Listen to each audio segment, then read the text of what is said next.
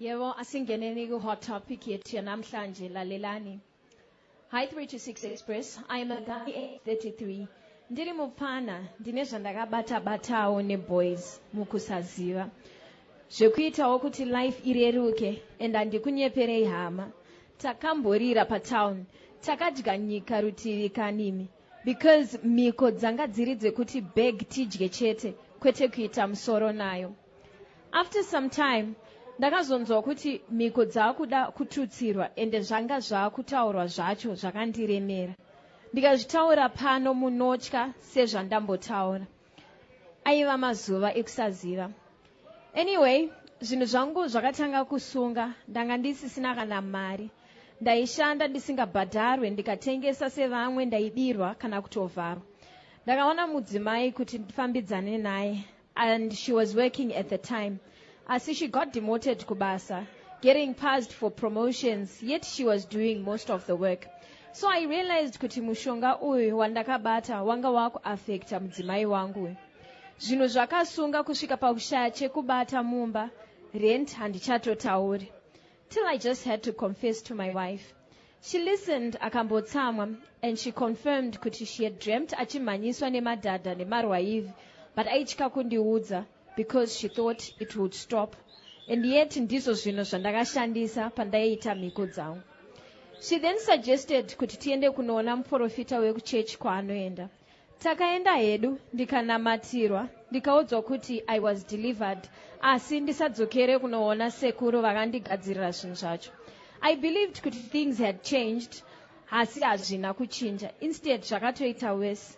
I was even dreaming being intimate nemadhadha, which was very disturbing.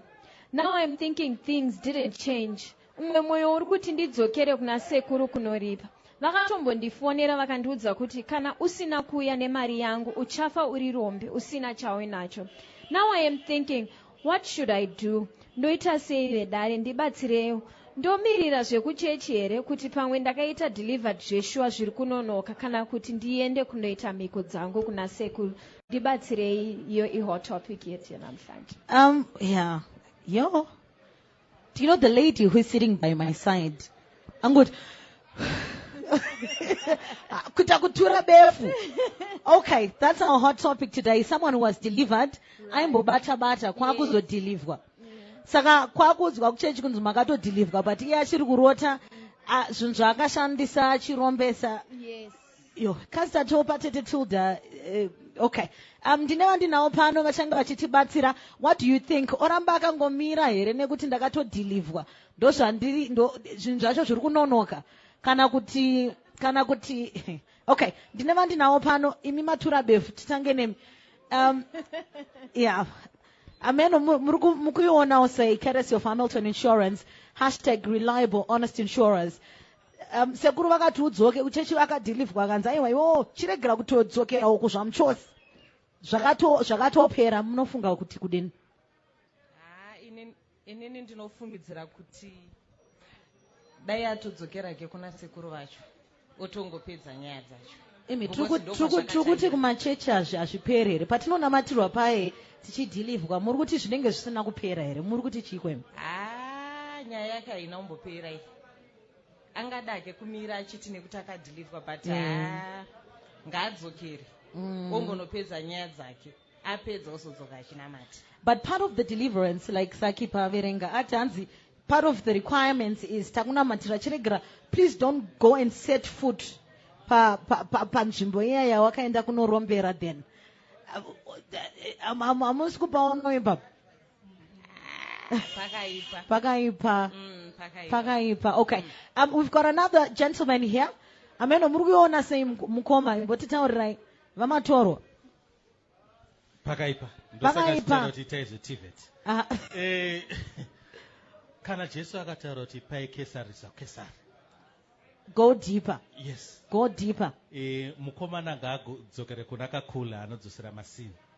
But kakanamatirwa munhu uyu zvikandi zvapera then. Aiwaka. Saka tiri kuti chii imi muri kuti chiimi muri kuti makereka apedze chaizvo inini papo ndiri kukoshiwa. Aiwa zvinoitika mumakereke dzimwe nguva ngavataurire vanhu chokwadi kuti zverudzi urwu hazvibvi zvega hazvibvi zvoga zvinotoda kutsanya asi zverudzi urwu zvinotoda aiwa hakuna vhesi rakadaro vamatorwa rimwe zverumwe rudzi rwavamakuda kutaura. Okay, we've got messages coming on our WhatsApp platform, and also we've got gentlemen here. Titaurire project manager muri kuzviona sei munhu akanamatirwa anga akamboromba zvake mumazuva ekusaziva handiti ka akazotaurira mudzimai wake aenda naye kukereke vanamatirwa kudaro. Mufundisi kwako muchimutaurira kuti aiwa iwe chiregera kuenda kunzvimbo iyeyo do not set your foot there, but achiri kurota achine hope dzekunge achisangana nemhuka dzaataura idzi. Zvofambiswa sei manje?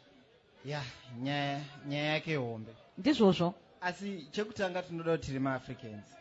Okay, all right. Senge zvambotaurwa kunzi kwazvikatangira ndo ngazvinoita sei ngazvinoperera. In my suggestion would be ngaende nezvinhu kwaakanozvitora ozoenda kuchurch for another deliverance. Handiti ende kutaura kwaari kuita find kuti message make iye ane madoubt. Zvinhu zvechechi zvinofambawo futi nekutenda. Kutenda kwake kushoma stereki, saka kutenda kwake kusimudzirwe ngaamonodzoserwa ita make sure kuti naasekuru vapedzana, because hondo dzinoramba dzichirwiswa kana zvinhu zvisati zvanyatsogadzikana zvakanaka. Ngaende nezvinhu ko akwanise kusimudza kutenda ari kumba here onodhilivhwa futi orega kudzokera futi, because mufundisi vataura vakati ngaarege kudzokera kunzvimbo iya yaakanobata ari.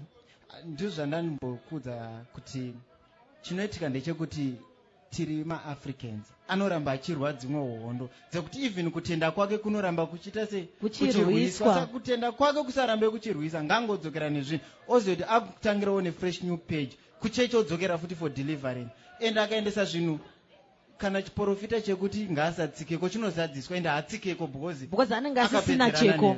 Anenge asisina cheko. Ndizvo chete. Okay, we've got messages on our WhatsApp. Sakila Hansichi. Enda unoripa but don't continue the practice. And another message on 0772162651. Pakashata ngaende kuna sekuru vake vakamurombesa vanopedzerana zvakesari kuna kesari titanaka guva mombe ushewo kunze. Hanzi murume uyu ngaatange anodzosera zvinhu zvasekuru ozotanga kuna